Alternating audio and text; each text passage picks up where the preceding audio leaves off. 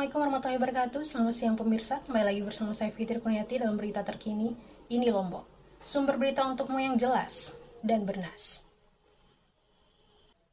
Pada COVID-19 perlahan mulai mereda.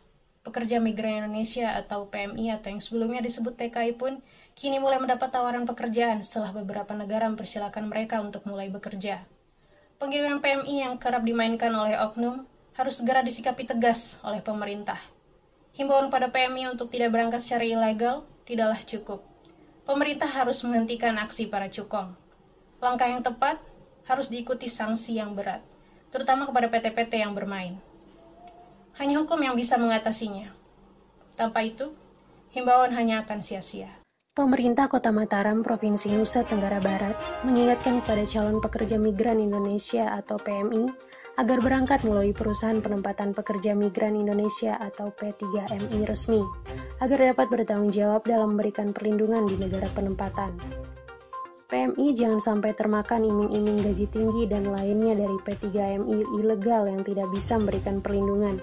Sebaliknya, bisa merugikan PMI, kata Kepala Dinas Tenaga Kerja atau Disnaker Kota Mataram, Rudi Suryawan di Mataram. Hal itu disampaikan menyikapi adanya kasus-kasus PMI yang terlantar di beberapa daerah, bahkan sebelum sampai ke negara tujuan, dan akhirnya pulang dengan tangan kosong. Terkait dengan itu, lanjutnya, saat ini pihaknya sedang menggencarkan sosialisasi melalui camat dan lurah terkait dengan sejumlah P3MI yang resmi di Kota Mataram. Tujuannya, agar ketika ada warga yang akan berangkat menjadi calon P3MI, aparat kecamatan dan kelurahan bisa memberikan informasi mengenai P3MI yang resmi sehingga keberangkatan warganya jelas dan terdaftar. Jumlah P3MI resmi di Mataram tahun 2021 sebanyak 43 perusahaan. Dari jumlah itu, 11 perusahaan merupakan kantor pusat dan 32 kantor cabang, katanya. Selain itu, diharapkan PMI yang akan berangkat punya kompetensi sesuai dengan jenis pekerjaan di negara tujuan. Meskipun menjadi pengasuh anak, pengasuh lanjut usia, atau asisten rumah tangga.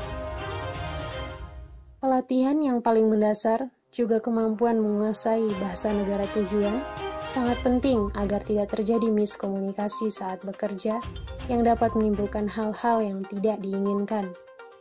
Untuk itu, kita menyarankan kepada calon PMI sebelum berangkat bisa mengikuti pelatihan pada lembaga-lembaga pelatihan PMI. Di Mataram, sudah ada 2 lembaga pelatihan, yakni di Jalan Mahoni dan Jalan Gajah Mada, katanya. Ini Lombok melaporkan.